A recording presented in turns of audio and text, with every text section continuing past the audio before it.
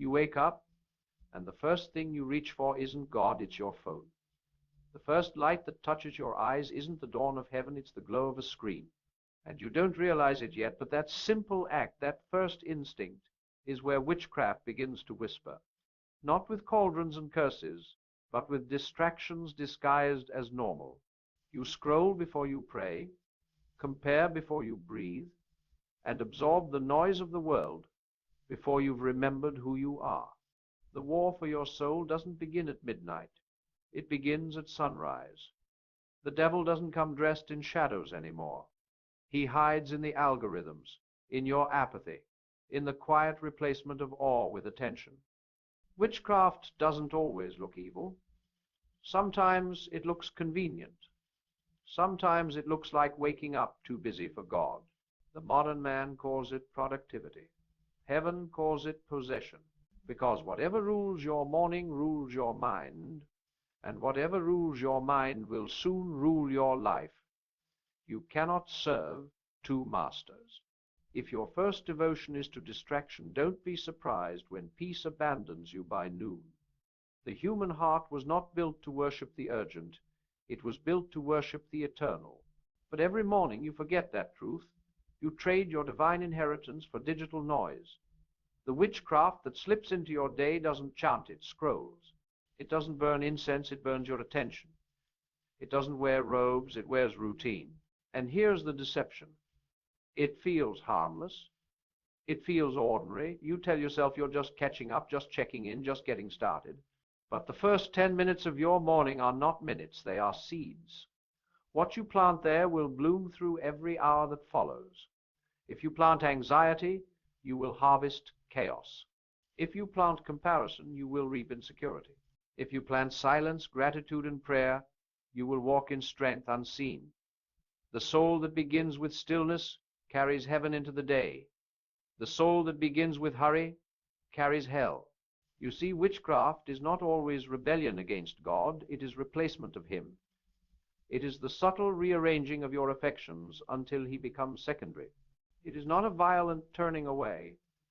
It's a slow fading out. The enemy doesn't need you to curse God. He just needs you to forget Him. And what better way to make you forget than to fill your morning with everything but meaning? You think you're starting your day. In truth, your day is starting you.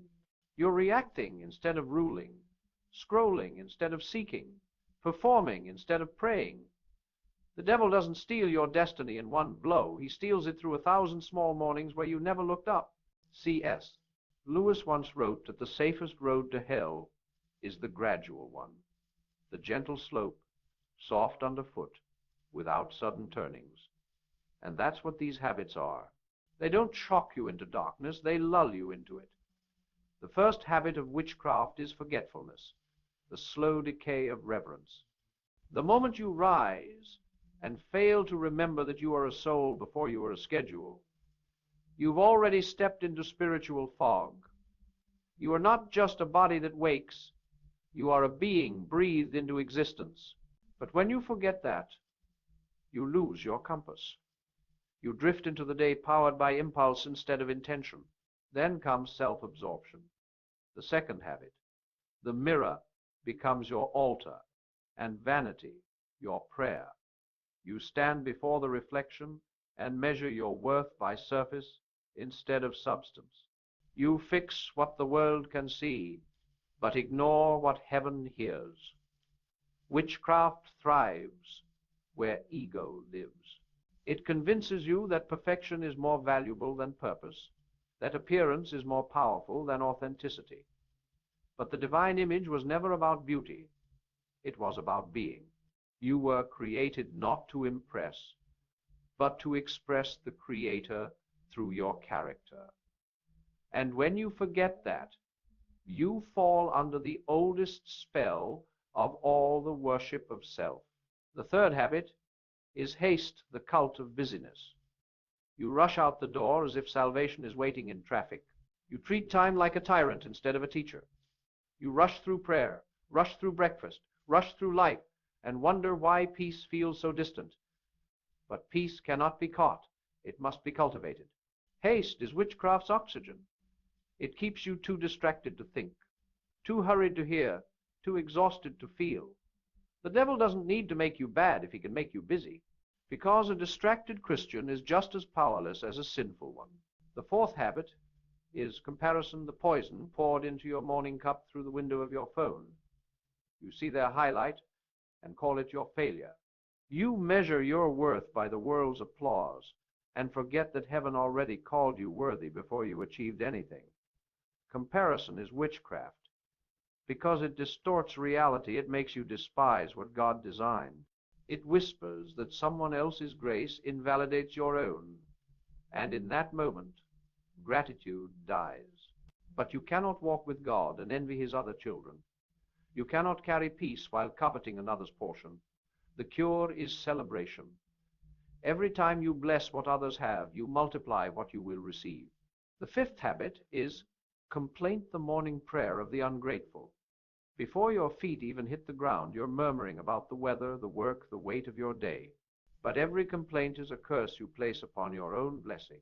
It's a declaration of disbelief, a refusal to see grace even when it's right before you. Witchcraft feeds on complaint, because complaint is worship inverted. It's praising what's wrong instead of what's right. The soul that complains cannot create.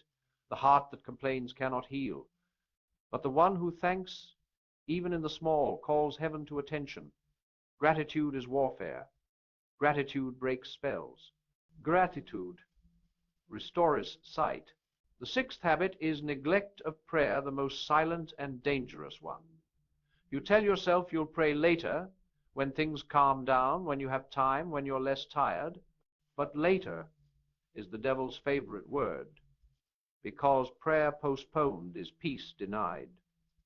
The moment you push God to the end of your schedule, the enemy smiles. He knows that the longer you wait, the weaker you grow. The witchcraft of neglect doesn't steal faith, it starves it. You stop believing, not because God left, but because you stopped listening. Prayer is not ritual, it is recalibration. It is your spiritual compass aligning to true north. Without it, you wander even when you're working. And the seventh habit, the one that binds them all, is faithlessness disguised as reason. The modern spell of intellectual pride that makes you trust logic more than light. You wake up skeptical of miracles, ashamed of mystery, afraid of believing too deeply. You call it realism, but heaven calls it rebellion. Because faith is not the denial of reason, it is the completion of it. It is seeing what reason cannot yet touch. Witchcraft slips in every time you exalt your doubt as wisdom. It makes you think cynicism is intelligence, but it's just fear dressed in philosophy. The wise are not those who know the most. They are those who trust the most. Now look closely at your mornings. They shape the rest of your day like roots shape a tree. If the root is poisoned, the fruit will be too. But if the root is holy, the harvest will overflow. The way you begin is the prophecy of how you will end. If you wake up remembering who you are, a child of light, a vessel of purpose, a carrier of divine presence, then no spell, no shadow, no scheme can dominate your day. But if you wake up unaware, the witchcraft doesn't need to find you, you will find it. Because it lives in the absence of awareness, the vacancy of gratitude, the silence of prayer. So tomorrow, when the dawn comes and the world calls for your attention, pause. Don't reach for your phone, reach for your faith. Don't scroll through the noise, speak to your Maker. Don't compare, remember. Don't rush, receive. Don't complain, thank. Don't neglect, nourish. Don't doubt, believe. These 7 reversals will reclaim your day, your peace, your power. The enemy trembles at a soul that wakes with awareness, because an awakened soul cannot be enslaved. The morning was never meant to be mundane. It was meant to be holy. It's the hour of creation, the rehearsal of resurrection, the daily reminder that light always returns. So rise not as a slave of routine, but as a steward of grace. Cleanse your heart as you wash your face. Feed your spirit before you feed your body. Speak life into your day before life speaks back. For the one who commands his morning commands his destiny.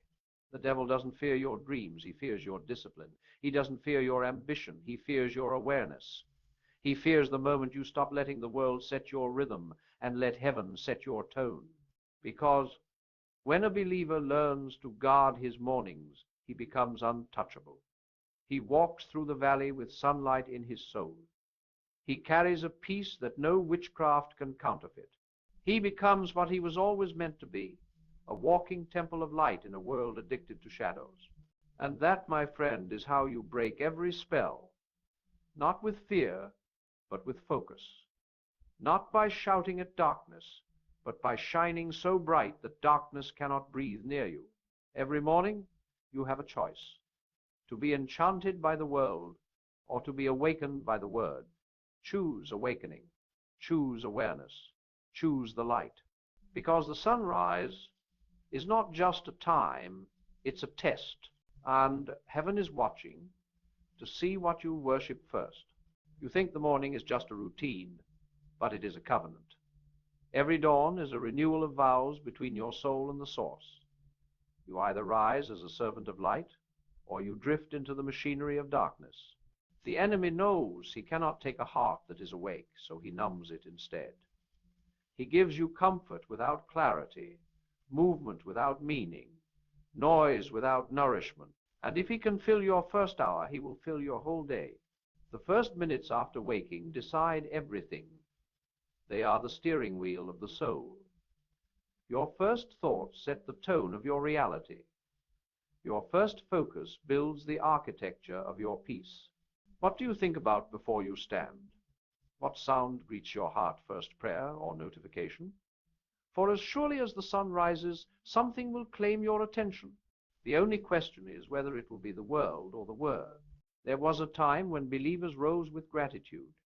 They began their days with silence, a whispered thank you, before they even touched the floor. They understood that gratitude opens the gates of heaven.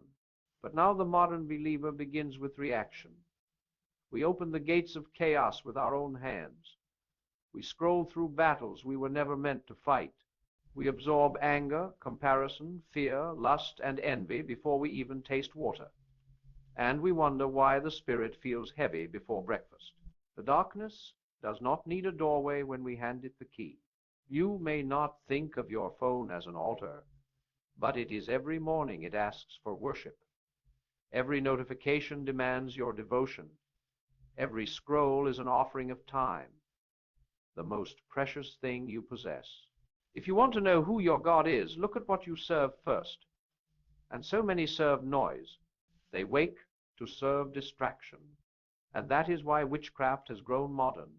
It no longer hides behind symbols. It hides behind convenience. It makes idols of information. It teaches the mind to kneel before the flood of the trivial until truth becomes a rumor. But you can take it back. You can reclaim the holiness of your morning by choosing silence before sound, scripture before scrolling, presence before productivity. The discipline of stillness is your shield. When you learn to sit in quiet gratitude for even 5 minutes before the storm of the day, heaven expands those minutes into strength. You begin to feel guided again. The voice you thought was gone was never gone. It was buried under noise. And when you hear it again, you realize something profound. Witchcraft was never about darkness chasing you. It was about you forgetting the light. The moment you remember, it loses its hold. The enchantment breaks, and the ordinary morning becomes holy ground. Every great awakening begins in a small decision. The decision to take back the first hour of your day, to turn it from reaction into reflection, from chaos into communion. You do not need to become perfect. You only need to become present. Every act of awareness weakens the grip of the unseen. Every act of gratitude rebuilds your strength. You are not fighting demons, you are reclaiming dominion. C.S. Lewis once said that every day the battle for your mind begins at dawn, and you must pull yourself back from the world by choosing to remember the divine. The world rushes in like waves, and you push back with remembrance. I am not of this chaos. I belong to light. That single sentence, said in the stillness of morning, can redirect your entire life, because the soul moves where its attention rests. When you begin the day with reverence, your actions follow reverence. When you begin with complaint, your actions follow complaint. Life obeys the tone you set, and the tone of holiness is not loud, it is steady. It's not emotional, it's intentional. It is a quiet power that flows beneath every word and movement. The man or woman who guards this tone becomes unshakable. They can walk through storms and remain calm, because their peace is not circumstantial, it's structural. It was built in the first hour of dawn. You will notice that everything in your day conspires to steal that hour. The phone rings, the messages pile, the mind starts racing ahead to tasks, to worry, to what-ifs. You will feel the pull to abandon silence. That's how you know you are close to breakthrough. Resistance appears when meaning returns. Every temptation to hurry is a test of faith. The devil does not fear your belief in God. He fears your discipline with him. Guard your first hour. As a soldier guards a gate, because from that gate all blessings enter. The morning is the lungs of the soul. If you breathe in gratitude, you exhale grace all day.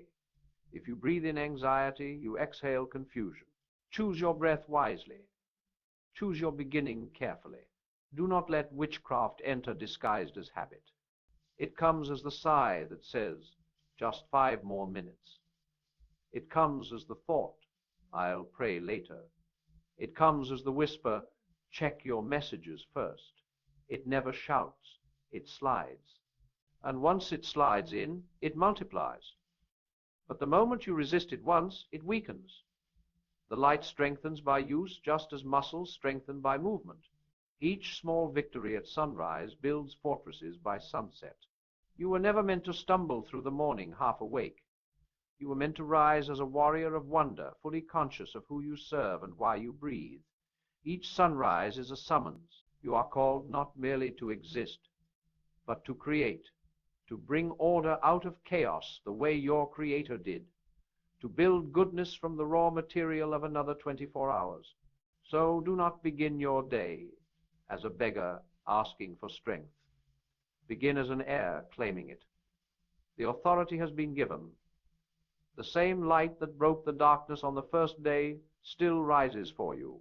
The same breath that animated Adam still fills your lungs. The same spirit that moved upon the waters moves upon your coffee, your tasks, your travels, if you will only invite him. Wake up like someone who knows he carries eternity. When your feet touch the floor, let gratitude be the sound that shakes hell. Let awareness be the fragrance that fills your home. Let discipline be the shield that guards your peace. Because witchcraft cannot survive where gratitude reigns, where prayer breathes, where the spirit stays awake. The day belongs to whoever claims its first hour. Claim it, guard it, sanctify it, and watch as everything you touch begins to shift from noise to meaning, from pressure to presence, from habit to holiness. And when you begin to guard your mornings, something extraordinary happens inside you. You stop living as a reactor and begin living as a ruler. You stop letting the world set your tone and start tuning the world to your spirit. Your peace becomes proactive instead of defensive. You move through the day like someone who carries the secret of heaven in his chest. You are no longer shaken by what others call chaos, because you have already met the storm at sunrise and made peace with it. The soul that wins the morning wins the war, because life will always be loud. The world will always be urgent. The demands will never end. But those who begin with God have already decided what matters before the noise arrives. That's why true wealth starts in the morning, not the wealth of money, but the wealth of mastery. The person who can master himself at dawn will never be enslaved by the day.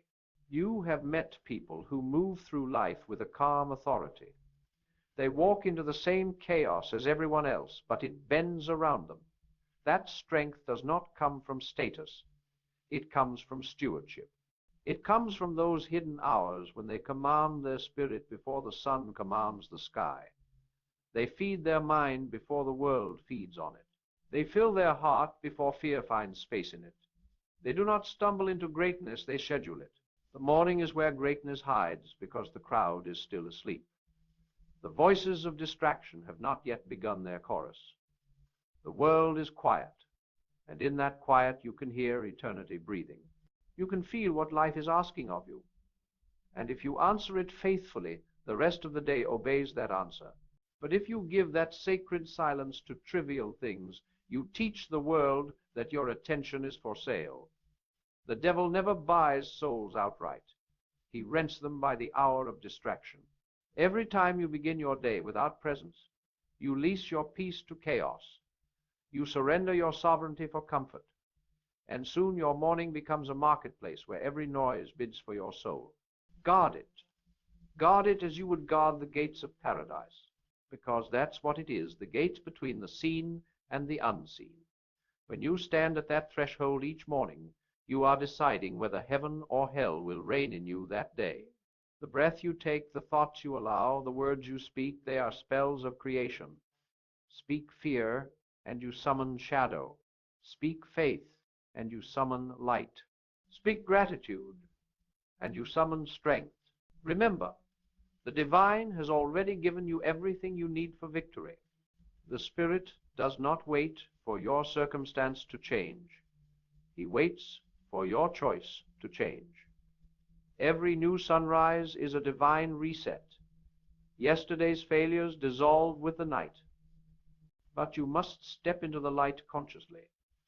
The witchcraft of habit will try to chain you to yesterday's heaviness, to convince you that nothing new can happen today. But faith breaks that spell. Faith is the act of starting again with fire still burning in your heart. When you rise and pray even while tired, you are teaching your flesh who rules. When you give thanks even when nothing seems right, you are reminding the universe that your joy is not circumstantial. When you refuse to hurry, when you breathe before you act, when you choose love over irritation, you are not just being calm, you are declaring dominion. Every small act of awareness is rebellion against the invisible corruption of the age. And you will notice, as this discipline deepens, that your definition of wealth changes. You will stop chasing the rush of validation and begin craving the rhythm of purpose. You will realize that true prosperity is not about getting more. It is about needing less. It is about walking through your home and feeling full, because gratitude has filled the gaps where greed used to dwell. The man who can wake in peace is richer than the one who wakes in panic. Modern culture has built temples of ambition, but forgotten the altar of humility. That's why so many successful people feel haunted. They have conquered the world, but lost the morning. They wake to noise instead of stillness, to self instead of spirit. They have everything except awareness. Witchcraft does not always appear as failure. Sometimes it appears as success that has forgotten its soul. And you, believer, must be wiser than the age you live in. You must discern that busyness is not holiness, and tiredness is not proof of progress. You must learn that God's rhythm is slow enough to sustain joy and strong enough to shape eternity. When you align with that rhythm at dawn, you begin to feel time differently. The day stops chasing you because you are walking with the one who created it. If you would live in power, live in peace, live in purpose, you must begin in order. Order is the language of heaven. Wherever order enters, witchcraft leaves. Wherever discipline appears, confusion disappears. The moment you make your bed, you declare war on chaos. The moment you kneel, you declare peace with heaven. The moment you bless your morning, you break a curse over your day. It's not about superstition, it's about sovereignty. And here's the mystery few understand. The spiritual world honors consistency more than emotion. The devil fears your routine more than your shouting. He trembles when you wake and pray every day at the same hour. when you turn your discipline into devotion, because he knows habit becomes habitat.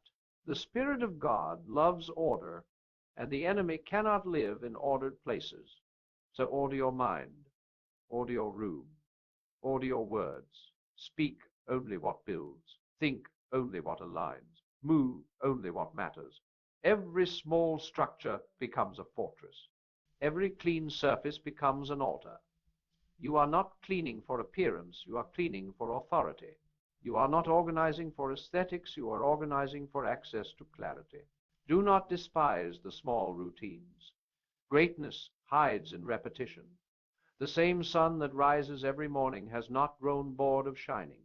The same God who breathes life into you daily has not grown weary of giving. Why should you grow weary of aligning? Each repetition is a rehearsal for eternity. And when the temptation comes, and it will, to skip prayer, to postpone gratitude, to chase hurry, remember this: the devil does not need you to hate God. He only needs you to forget him. That's all witchcraft ever was, forgetfulness of the sacred. So remember who you are, whose breath is in your lungs, whose purpose burns in your chest. The enemy fears remembrance. He cannot touch a mind that refuses to forget. Every act of remembrance is resurrection. When you remember truth, lies lose oxygen. When you remember grace, guilt starves. When you remember God, fear flees. That's why the simplest prayer is also the strongest. Remember me, Lord, and help me remember you. The morning is your daily resurrection. Each time you wake, you prove that darkness can end. Each time you open your eyes, you declare that life still has purpose. So rise not as someone burdened, but as someone born again. The grave of yesterday is behind you. The light of today is before you. Step into it. Step into awareness. Step into gratitude. And as the sun lifts higher, let that light remind you that you are part of something vast, eternal, and undefeated. The same power that pulls dawn across the sky pulls you toward destiny. Walk with it. Align with it. Live as someone who knows that holiness is not a feeling, it is a focus. It is the deliberate decision to see God in everything.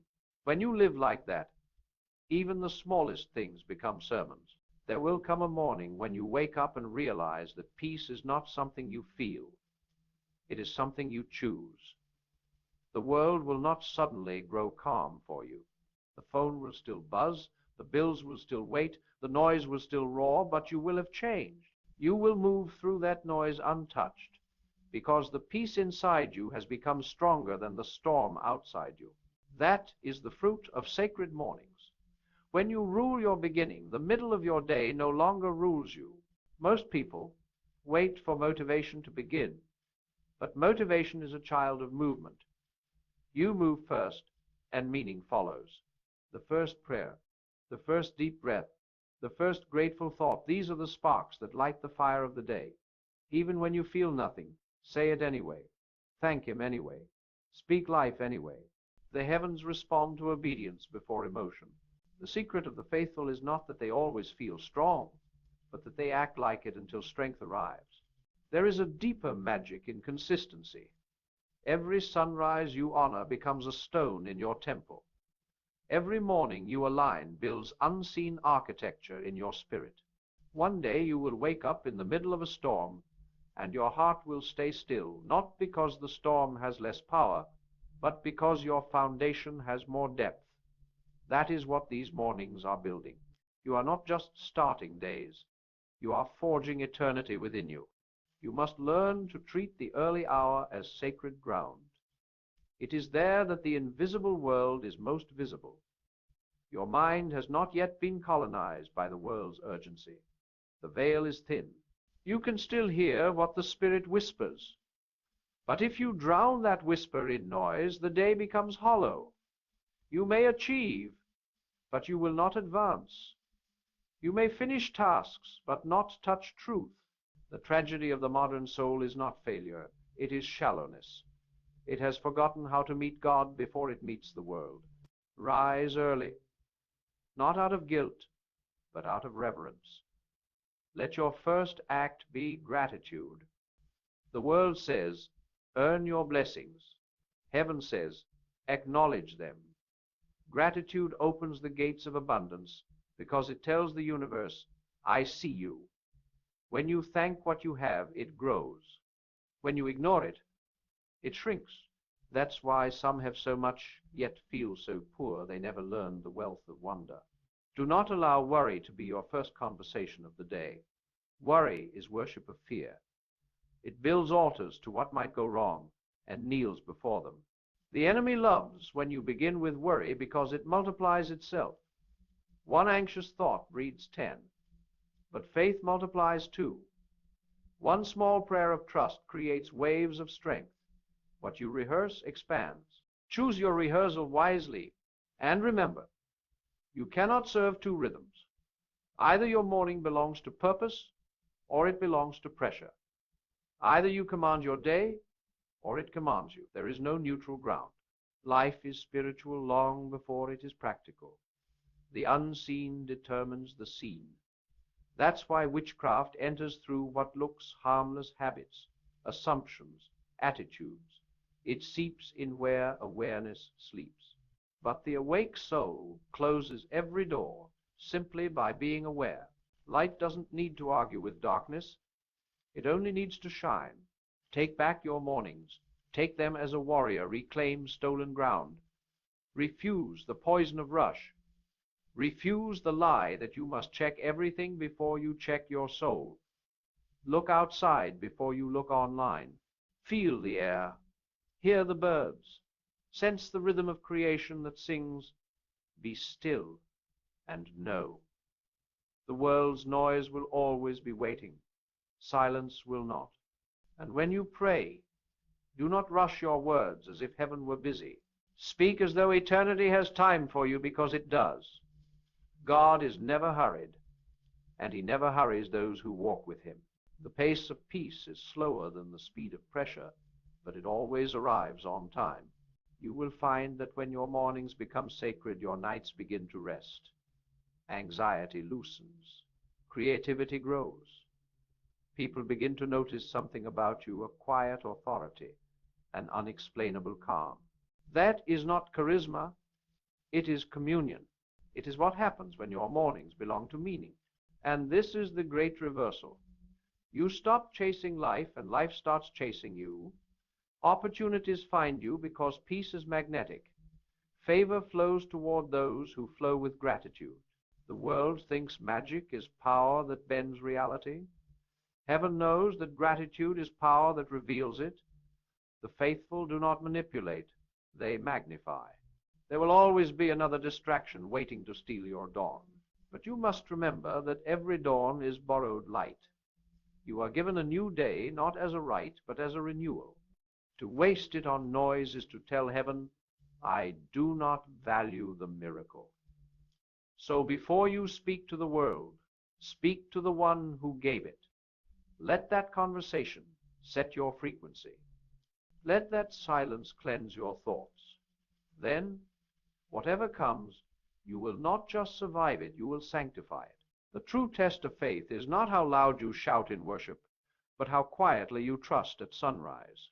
It's how you behave when no one applauds, how you think before anyone speaks. Every small act of holiness echoes in eternity. The unseen world bends toward those who are faithful in the first hour. So, tomorrow, rise differently. Don't just wake up, resurrect. Don't just open your eyes, open your awareness. Don't just start the day, start with meaning. And when the world begins to move, you will already be ahead of it, because you began above it. The morning is the doorway to dominion. Walk through it with intention, and you will find that no spell, no shadow, no circumstance can undo what light has begun. For every habit of distraction you break, you are writing a new gospel, the gospel of attention, the gospel of gratitude, the gospel of greatness. And at the end of your life, when all the mornings are counted, you will see that the difference between the blessed and the broken was not fortune or fate. It was focus. Those who guarded the dawn ruled the day. Those who slept through the sacred hours were ruled by what they never noticed. So guard it, honor it, live it, because holiness does not begin in the church, it begins in the morning. There will be mornings when you wake and feel that the light itself is too much to bear. The weight of yesterday will still cling to you like a shadow that refuses to fall away. Those are not failures. They are invitations. The soul must be tested to be proven, and every dawn is the courtroom of the heart. You rise, not because it is easy, but because your faith has remembered something your flesh has forgotten, that light always returns. The mind that learns to thank the dawn even in sorrow becomes unbreakable. Gratitude does not deny pain. It sanctifies it. It turns suffering into seed, darkness into soil. It whispers, even this has purpose. That is how holy mornings are born, when you bless what hurts and keep walking. The devil's favorite trick is to make you believe that heaviness means absence, but the Spirit hides most deeply in struggle. When you feel nothing, he is closest, shaping you where you cannot yet see. Most people wake, waiting to feel ready. The wise wake, deciding to be ready. Readiness is not emotion. It is alignment. It is a covenant you make with the rising sun. I will show up even tired, even unsure, because I know the light waits for the one who stands. Witchcraft calls this foolishness. Heaven calls it faith. For faith is not certainty. It is loyalty to light while you are still in the dark.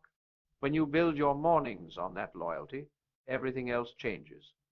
The little irritations of the day lose their sting. People's moods cannot chain your joy.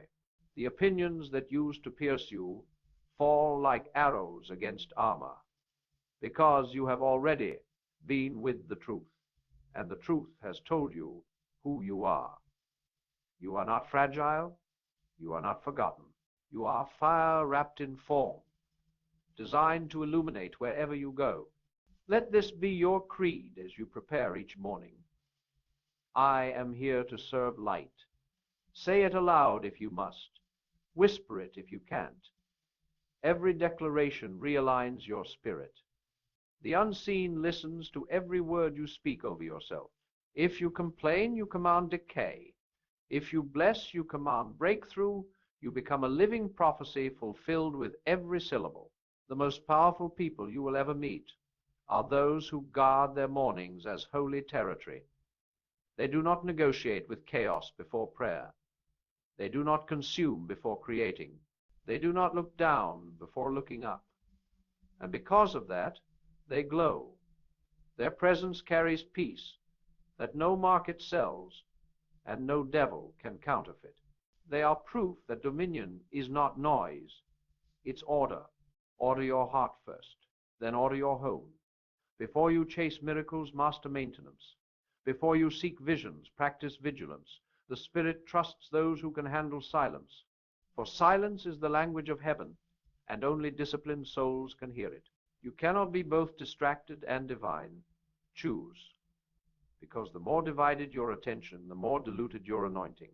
But when you become focused, when your mornings are governed by prayer, gratitude, and clarity, you become a vessel that channels power without losing it. Look at the sun. It never argues with darkness. It simply rises, and every shadow bows. Be that. Rise, and let your light speak for you. Rise, and let your peace preach for you. Rise, and let your discipline define you. And when temptation returns, when the world's witchcraft of hurry, pride, and noise knocks again, smile. You have learned its pattern. You no longer fear it, because you have mastered the weapon of awareness. You see the spell before it starts. You recognize the lie before it lands. And you answer it not with panic, but with presence. That is what it means to be awake. If you lose a morning, do not lose your heart. Grace renews as faithfully as the sunrise. Begin again tomorrow, stronger for having fallen, Holiness is not never failing, it is never quitting. The devil loses when you rise one more time than you fall. So when you wake tomorrow, remember, the light is not coming from outside of you, it is rising from within. Heaven placed a spark in you that no night can extinguish. Guard it, feed it, speak life to it until it grows into flame. Then carry that fire through the day like a torch in the dark, and let every step burn away the spell of blindness that rules this world, because no witchcraft can conquer a soul that remembers who lit it.